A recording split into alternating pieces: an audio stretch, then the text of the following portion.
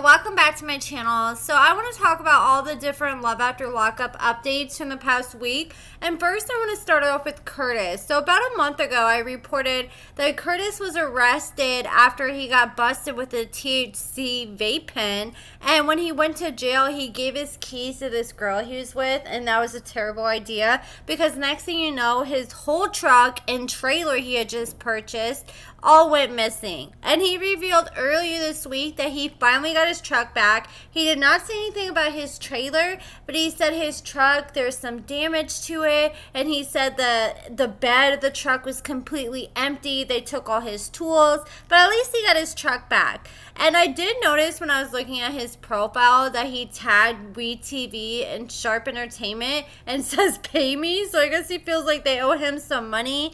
And now I want to talk about Lacey. So Lacey actually posted a picture the other day, and she revealed that she's in the top 1% on OF, and she's actually looking for people to collab with her. And I wonder, like, what kind of collab she's talking about. Like, if it's just going to be taking pictures, or if her and John are going, like, full on and, you know, having threesomes and everything, because that's what it's sounding like. Meanwhile, her man John posted on his story post today, and that boy's hair is getting long. And while we're speaking of OF, I am assuming that Chance has one that's probably in the works, and he's even teased it. And you know, as I reported last week, that Chance and his girlfriend decided to post an explicit video on Instagram, and tons of people said they reported it. And after 4 days, the video was finally removed, but I'm assuming that Chance's girlfriend did that herself, because there's also other non-explicit videos that were taken down. Someone posted some screenshots from a clip on Alyssa's Snapchat where they're both in a bathtub and Chance is rubbing her feet, and the water looks like straight up toilet water. I'm sure that's a bath bomb or something, but I'm like, what in the hell are they bathing in right there? But since they took their explicit videos down from Instagram, they're now uploading new explicit videos on Twitter with the caption, be good or be good at it. I may be a little bit above, she definitely is. And you can tell that Chance most definitely wrote that caption. And people in the comments were like, what in the hell? We did not expect this. We did not sign up for this. And every single video he posts, you can't even hear him making any noise at all. And he sounds like he's the only one enjoying it in the video. I just don't understand why they're posting these videos for the whole world to see. At this point, I think they just love the attention. And now I want to talk about Lacey. So she's the one who dated Antoine, and she posted on her Instagram earlier this week. She said, hoping the right set of eyes will see this and be able to help me. Message me if that's you. Take a look. How does this translate to you?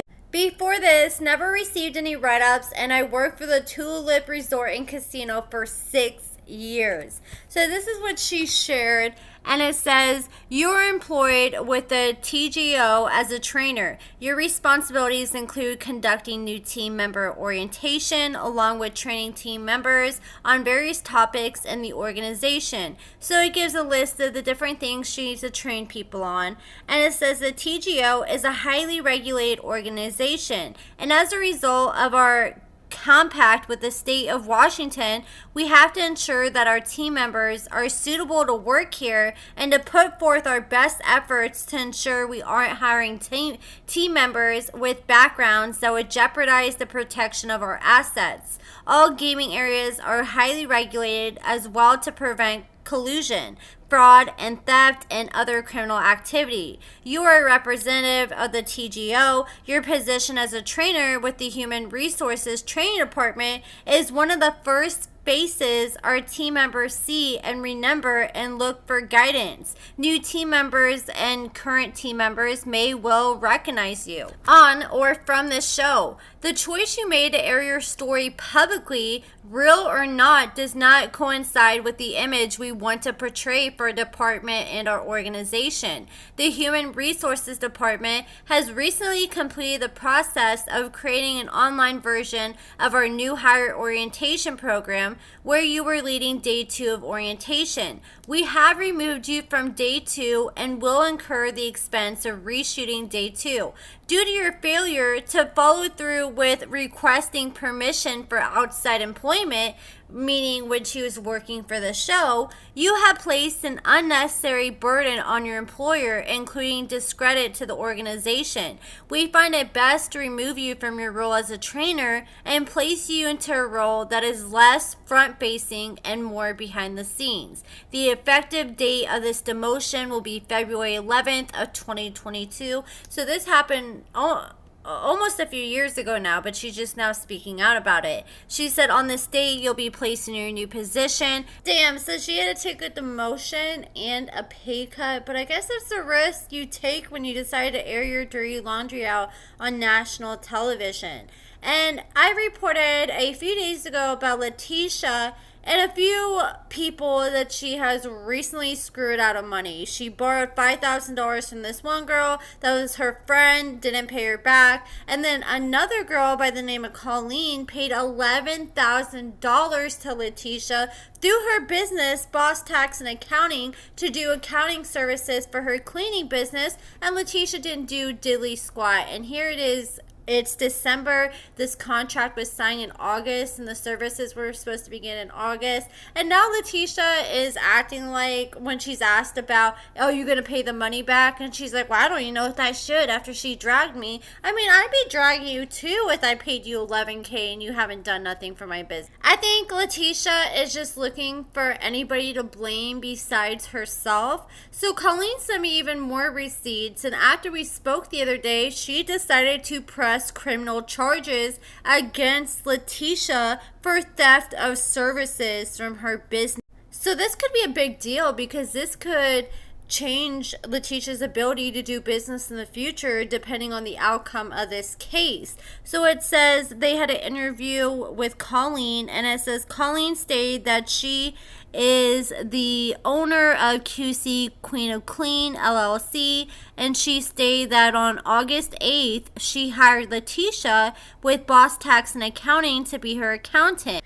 Latisha was not an employee, but was more of a hired service. She stated that Latisha signed a contract to complete the work, and Colleen stated that Latisha was supposed to run her FreshBooks, payroll, and work on settling her accounts. Colleen stated that from August to the beginning of November, she paid Latisha $11,055, but Latisha did not complete any of the contracted work. She stated that her FreshBooks account was closed and that it was tipped her off that there were issues. Latisha did not take any money from any of her accounts, but kept collecting her payments without doing the work.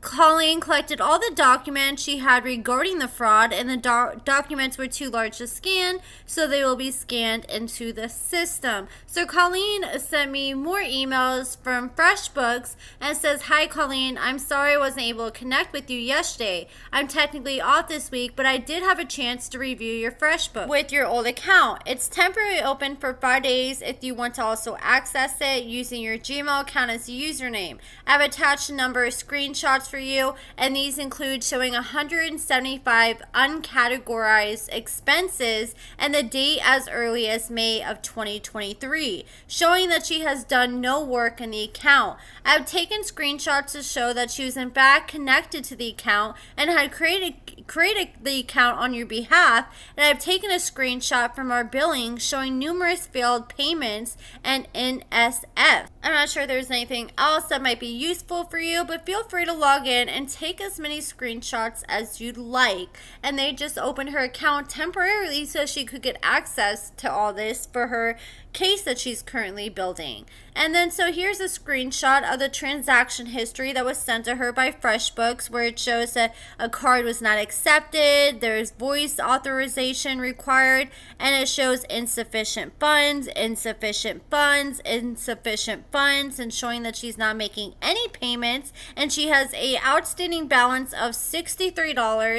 Then she sent me a conversation she had with Latisha, because Latisha tries to go on a little, I don't even know what to call it, like a little YouTube tour trying to defend her name. And she's like, I tried to get in touch with Colleen. It's not my fault that she's a busy lady. And here's a conversation where Colleen's like, good afternoon. We did email yesterday and we haven't heard back. I know you said give you until Wednesday the 13th. Any update? FreshBooks numbers are not making any sense. Latisha also told Colleen she could help her trademark her business logo, and she said that she could help make Colleen's employee a 50-50 partner in her business, and that's what Colleen wanted to do. So she said, will we receive any paperwork regarding the trademark as well as our partnership? And then Latisha's like, I'm working on your trademark. I wanted to get the payroll taken care of in your books.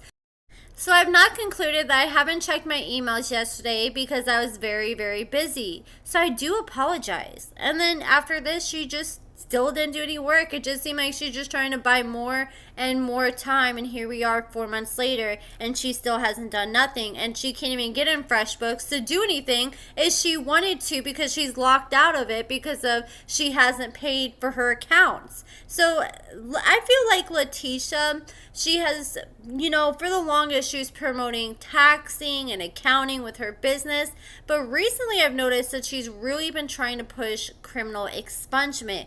And I almost feel like this is her trying to pivot her business because it's hard for her to do accounting services without access to FreshBooks. So here she is trying to focus on that because it sounds like she may have burned her bridges with FreshBooks. So that's just my personal assumption. Then Latisha wants to come out and talk down on Colleen, like, I can't believe she did me like this. She's supposed to be my friend. That is so manipulative, trying to be like, oh, she's my friend, she shouldn't do me like this. So she's just supposed to turn a blind eye when you straight up just rob her when she comes to do business with you. If she was your friend, then why are you screwing her over? It just does not make any sense. Like, Latisha is the queen of deflection. She's almost as good as deflecting as Derek from Love After Lockup is.